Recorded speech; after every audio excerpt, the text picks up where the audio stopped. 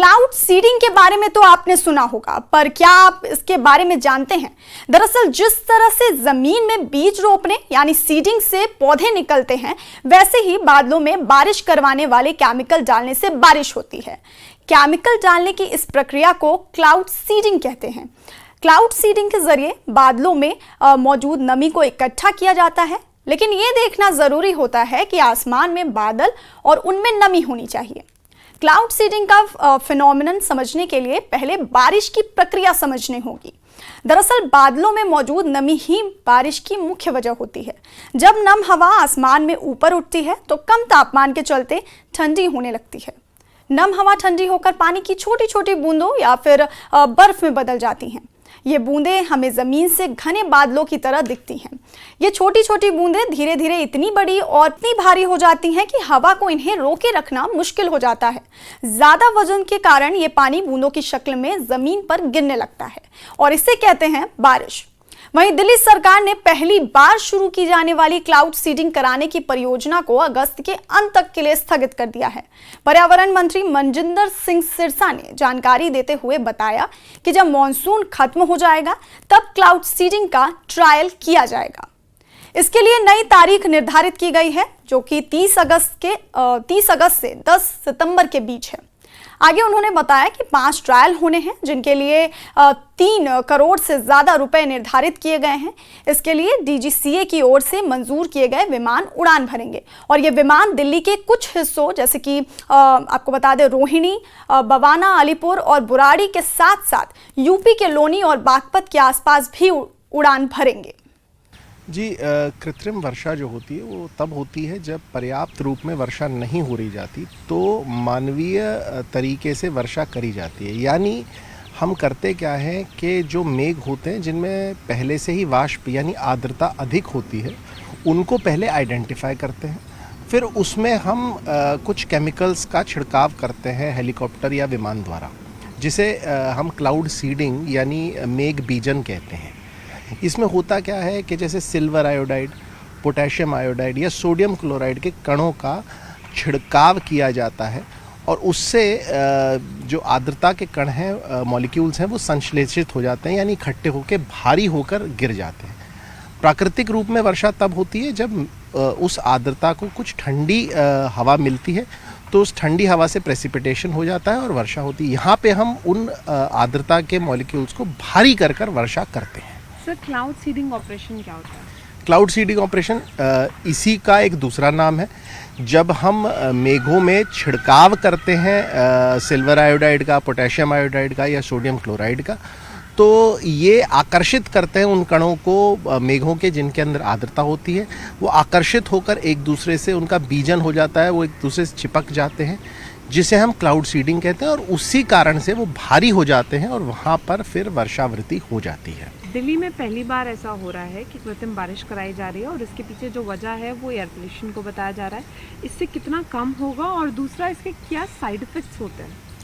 देखिए, मैं हमेशा ही ये कहूँगा एज एक पर्यावरण की दृष्टि से कि क्लाउड सीडिंग या कृत्रिम वर्षा जो है वो हमारा अंतिम रिजॉर्ट होना चाहिए।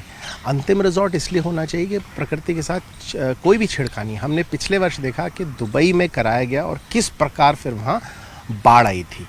तो क्योंकि आप एक बार जब क्लाउड सीडिंग कर लेंगे, खासकर इस मौसम में जब आर्द्रता इतनी अधिक है, तो उसको कंट्रोल करना, उस प्रक्रिया को कंट्रोल करना आपके हाथ में नहीं रहेगा। तो ये एक अंतिम पड़ाव होना चाहिए और इस समय तो जो एयर पोल्यूशन है वो इतना घातक नहीं है, तो इस समय करने का मुझे ये समझ में नहीं आता है कि हम क्यों कर रहे हैं। अगर ये ट्रायल बेसिस पे तो भी समझ में आ सकता है, लेकिन फिर भी इस समय ये छेड़खानी नहीं करनी चाहिए। दूसरा, इस समय अगर आप करेंगे मानसून के समय में, तो इसका एक रिपल इफेक्ट हो सकता है। उससे क्या होगा कि मौसमी तंत्र जो है वो वैसे ही अनिश्चित और अप्रत्याशित है, वो और अधिक अनिश्चित और अप्रत्याशित हो जाएगा।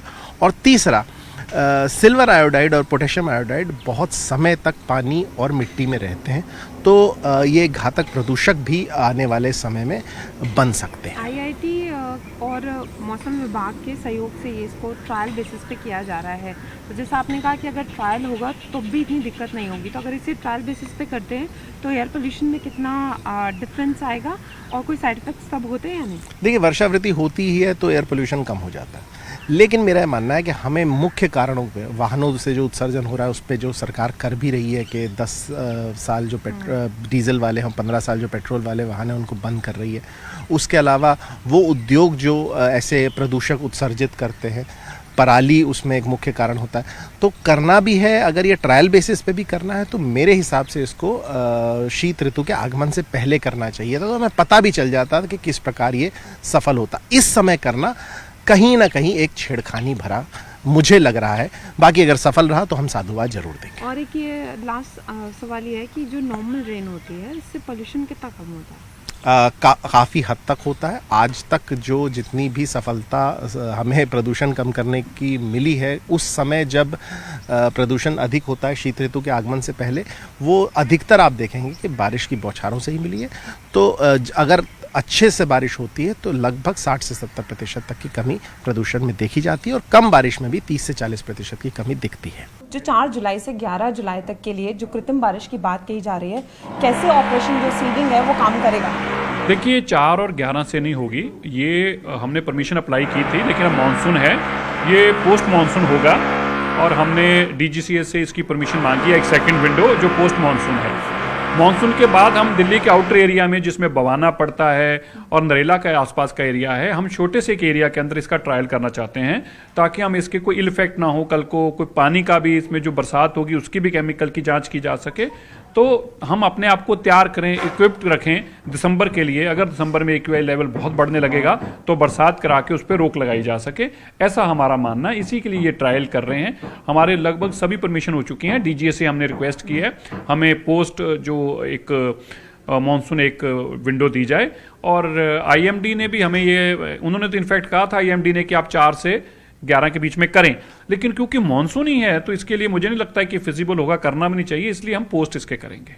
अच्छा सर, ये भी कहा जा रहा है कि ये पोल्यूशन के लिए कारगर साबित होगा, तो ये कितना कारगर साबित होगा? क्योंकि कहीं ना कहीं इन्वायरमेंटलिस्ट ये कह रहे हैं कि अभी जो बारिश हो जाएगी तो उससे ही काफ़ी जो पोल्यूशन है वो कम हो जाएगा। नहीं, ठीक है, तो इसीलिए अभी तो करने का फायदा ही नहीं ना, क्योंकि आप जैसे इन्वॉलिस्ट भी मान रहे हैं, इन्वायरमेंटलिस्ट भी मान रहे हैं कि बरसात होने से पोल्यूशन कम होता है, तो अभी तो हमें कराने की जरूरत नहीं है, नेचुरल बरसात हो रही है। हम इसका केवल एक सेगमेंट जो है ट्रायल के लिए छोटे से हिस्से में करना चाहते थे, लेकिन वो भी पोस्ट मानसून करेंगे।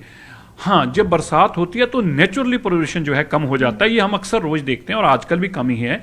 तो इसलिए हमें यकीन है कि ये बहुत कारगर साबित होगा। बहुत कारगर साबित इसलिए होगा क्योंकि बरसात होने से पोल्यूशन नीचे बैठेगा और दिल्ली के लोग साफ सांस ले पड़ेंगे। 10 साल से इसकी कोशिशें की जा रही थी, लेकिन वो कोशिशें जो की जा रही थी वो इंटेंशन, गुड इंटेंशन के साथ नहीं की जा रही थी। उसका पर्पस केवल अखबार में खबर छपवाकर दूसरों को बदनाम करना था, इसलिए कामयाब नहीं हुए। सर, इसमें कितना खर्चा आएगा ये जो पूरा प्रोजेक्ट है? इसमें तो अभी 3 करोड़ रुपया हमारा जो एग्रीमेंट हुआ है 5 सॉर्टीज का, लेकिन जब ये रूटीन में होगा तो इसमें बहुत खर्चा नहीं आएगा, क्योंकि सेस्ना प्लेन भी उनके पास है, खुद के पास है, उन्होंने अपना फिटिंग भी लगा रखी है उस प्लेन के ऊपर IIT कानपुर ने, और कोई केमिकल का भी इतना ज़्यादा खर्चा नहीं, बहुत स्मॉल क्वालिटी में है, तो बहुत लार्जर स्केल खर्चा नहीं है। एक सॉर्टी का 15 से 20 लाख 25 लाख रुपए खर्चा हो सकता है। तो दिवाली के बाद जो हालत होती है दिल्ली की, तो कहीं ना कहीं उसके लिए कारगर साबित होगा कि वो स्थिति नहीं होगी। मुझे लगता है कि इस बार दिवाली के बाद अगर ये हमारे ट्रायल कामयाब हो जाता है पोस्ट मानसून, तो हम दिवाली के बाद ये हम पूरी तैयारी रखेंगे और हमारी कोशिश रहेगी कि हम दिल्ली के अंदर बरसात के माध्यम से पोल्यूशन को कम करें। वहीं इससे पहले भारत में कर्नाटक, महाराष्ट्र, तमिलनाडु में क्लाउड सीडिंग की कोशिश हो चुकी है, लेकिन ये प्रयोग मानसून के दौरान किए गए थे। साल 2018 और 19 में cloud aerosol interaction and precipitation enhancement experiment यानी CAIPEEX नाम की एक स्टडी की गई। महाराष्ट्र के सोलापुर में सूखे की समस्या से निपटने के लिए क्लाउड सीडिंग से बारिश करवाई गई थी। इस स्टडी से 4 प्रमुख बातें सामने आई हैं, जो कि आपको बता दें कि सोलापुर के 100 वर्ग किलोमीटर इलाके में क्लाउड सीडिंग से 18% ज़्यादा बारिश हुई। क्लाउड सीडिंग से पानी बनाने का खर्च 18 पैसे प्रति लीटर था। अगर स्वदेशी सीडिंग एयरक्राफ्ट का इस्तेमाल किया जाए तो खर्च में 50% तक की कटौती की जा सकती है। 20 से 25% सफ़ेद और हल्के ग्रे रंग के बादलों से क्लाउड सीडिंग के जरिए बारिश करवाई जा सकती है। अगर क्लाउड सीडिंग ठीक तरीके से की गई हो तो साल 2023 में दिल्ली सरकार दिल्ली के 300 वर्ग किलोमीटर के इलाके में क्लाउड सीडिंग से बारिश करवाना चाहती थी। तब इसका अनुमानित खर्च प्रति वर्ग किलोमीटर पर 1 लाख रुपए के हिसाब से करीब 3 करोड़ रुपए बताया गया था। यानी दिल्ली में रहने वाले लाखों लोगों को बीमार होने से बचाने के लिए एक बहुत छोटी रकम है। फिर क्लाउड सीडिंग क्यों नहीं करवाई जा रही है? इसके पीछे कुछ और बड़ी वजह है।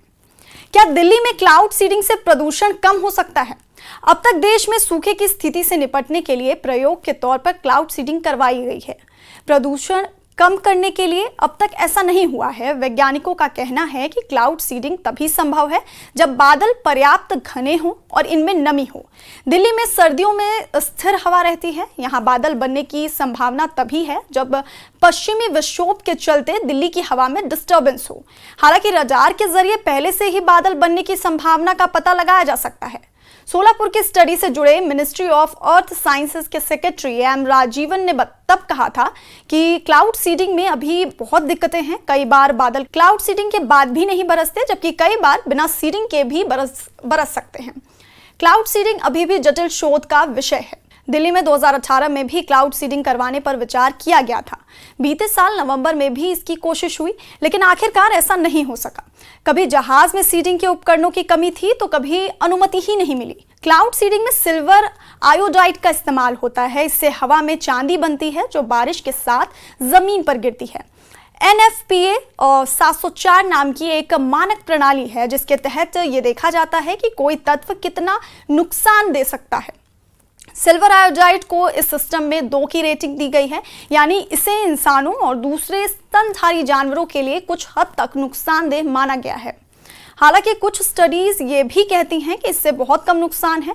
क्लाउड सीडिंग से जमीन पर गिरने वाली चांदी की मात्रा इंडस्ट्रीज से निकलने वाले सिल्वर के यौगिकों की तुलना में सिर्फ 1% है। हालांकि पर्यावरण को होने वाले खतरे को देखते हुए ऑस्ट्रेलिया में क्लाउड सीडिंग बंद कर दी गई थी।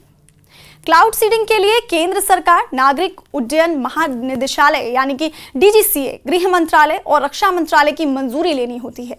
इसके साथ ही इंटरनेशनल गाइडलाइंस का पालन भी जरूरी है। क्लाउड सीडिंग के दौरान इस्तेमाल किए जाने वाले केमिकल हवा को दूषित कर सकते हैं, इसलिए प्रदूषण नियंत्रण बोर्ड केमिकल्स की जानकारी लेने के बाद ही क्लाउड सीडिंग कराने की मंजूरी देता है।